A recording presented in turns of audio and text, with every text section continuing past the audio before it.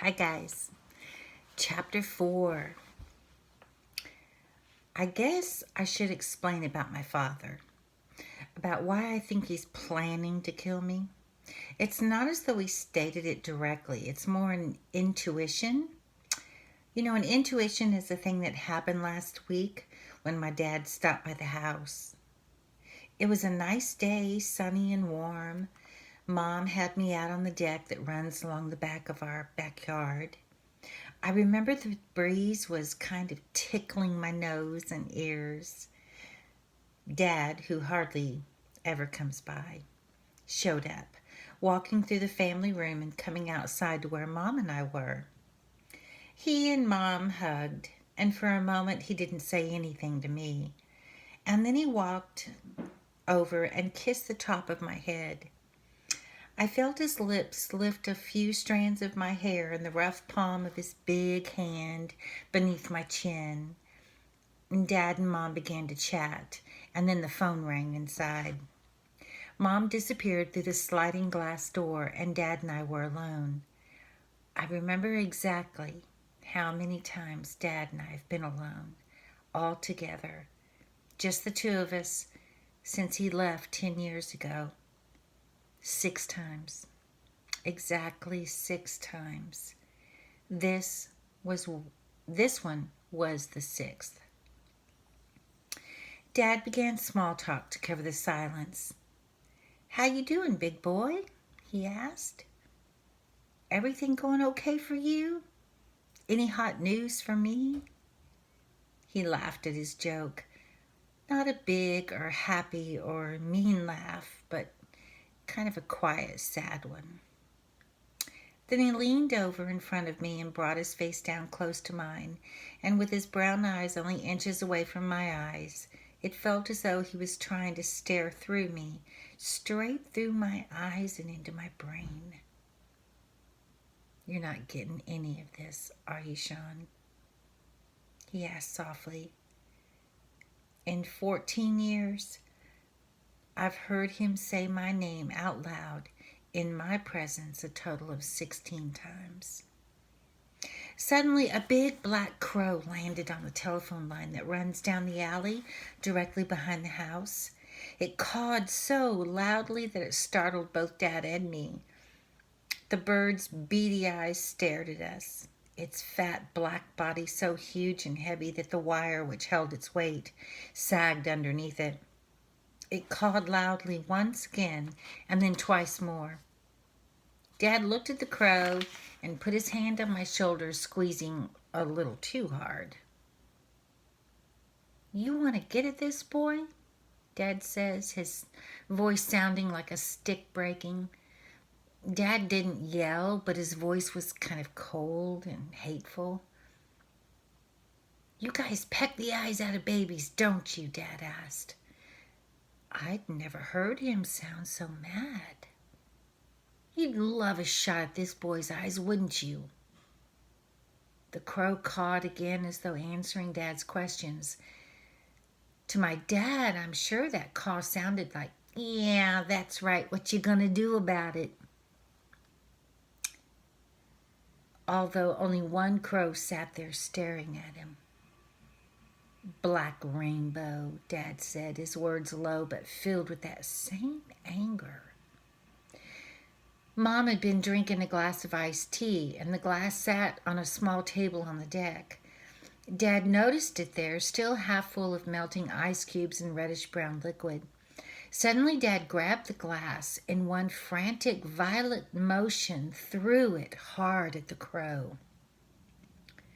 Dad grunted again as the ice cubes and the tea soared out, arcing into the air in the glass as if shot from a cannon, and it flew toward the crow. The throw had such force that Dad nearly lost his balance. The glass hit the wire, exploding no more than a foot or two from where the crow was sitting. Glass showered down over the pavement below, and the crow quickly unfolded itself. With more of a screech than a caw, it disappeared over the neighbors' rooftops.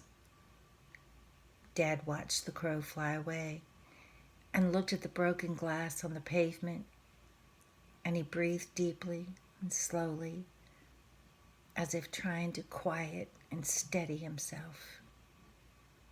He turned to me and spoke, the rage in his tone gone, and it was replaced by a sad, slow, tired voice. What if I hadn't been here? I could hear his fear. What if your mom ran in to grab that phone, planning to only be gone a minute or two, and that devil had taken your eyes while she was gone? He paused again, breathing deeply. You can't protect yourself at all. How can your mother or I or anybody ever keep you safe? My God, Sean, you'll never be safe. How can we protect you? You're helpless. He turned away and spoke. You're hopeless. And then he added so softly I could barely hear him. Maybe you'd be better off if I ended your pain. We sat there quietly, and I thought about what my dad had said, and I had no idea what he meant, but it made me feel strange and a little nervous, so I tried to put it in the back of my mind. Mom finally came back into the deck after she was through on the phone. That was for you, Paul, she said to Dad, and then looking at him, she asked, Are you all right? No, Dad said quietly, not exactly. No, I'm not all right at all. Mom and Dad kept talking, and Mom never asked about her iced tea, and Dad never mentioned the crow. But as I listened to them visiting, I knew that my dad does love me. It's just my condition that kind of freaks him out. That and my seizure thing. Oh, did I mention I have grandma's seizures? Anywhere from half a dozen to about a dozen every day. Ever since I was born, I've had them. When my dad said that thing about ending my pain, he must have meant my seizures. When I was little, they were painful and really hard to live with. A big seizure just kind of grabs the inside of your skull and just squeezes.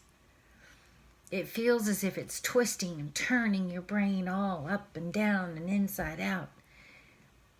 Have you ever heard a washing machine suddenly flip into that bang, bang, bang, bang sound when it gets out of balance? Or a chainsaw when the chain breaks and it gets caught up in the gears? Or an animal like a cat screeching in pain? Those are what seizures felt like when I was little. When I first started having them, I felt like a machine breaking or an animal with my guts spilling out. When I was young, my seizures were really bad. And it was back then when I was little and the seizures were so bad that my dad was still around. He used to see me having seizures and he would hold me while I spazzed out, twisted up, jerked all around, and I screamed. I remember when I was about 4, in the month or so before he left our family, I'd see his face after I'd come back from a seizure and he'd be holding me, and his eyes would be so sad looking. He couldn't stand to see me go through pain. He couldn't bear it, and he still can't. But I think it's getting worse. It's like he's going to explode just like that glass did. This incident last week with the crow was the first time I'd ever seen Dad act like that. It's so out of character for him, for how I see him, for how the world sees him. In ways, Dad is nothing like he appears to be on all those TV talk shows. And in other ways, he's exactly like he seems on them. Sincere and smart and compassionate. The truth is, my dad is a complete jerk. And a great guy. He's ugly and he's handsome. Charming and cruel, funny and angry. My dad is your basic, slightly smarter than most human being. He comes fully equipped with a lot of the best and worst stuff available on most models. My dad is Sidney E. McDaniel. You've probably heard of him. And if you haven't, You've been neglecting your basic daily requirement of TB yap crap. You know, talk shows. Sidney E. McDaniel. Does Pulitzer Prize ring a bell? Yeah, that Sidney E. McDaniel. The one who wrote the poem about him and me that won a Pulitzer Prize. And that was short. That's the end of chapter 4. So, I tell you what, I'd like to know what you think about Sean's dad. Just give me some insight. And we haven't known him for very long. We haven't been introduced to him for very long.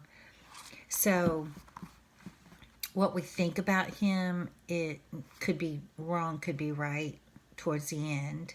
We'll have to wait and see. But what we know of him now, just give me your thoughts on him. I mean, he's a real guy with real emotions and going through a pretty hard time. So tell me what you think, okay? I'm going to be calling 4th period tomorrow, all of my 4th period class. So if you're in my 4th period, look for my call. And it's a 319 number, okay? All right. I miss you guys. See you soon. Bye.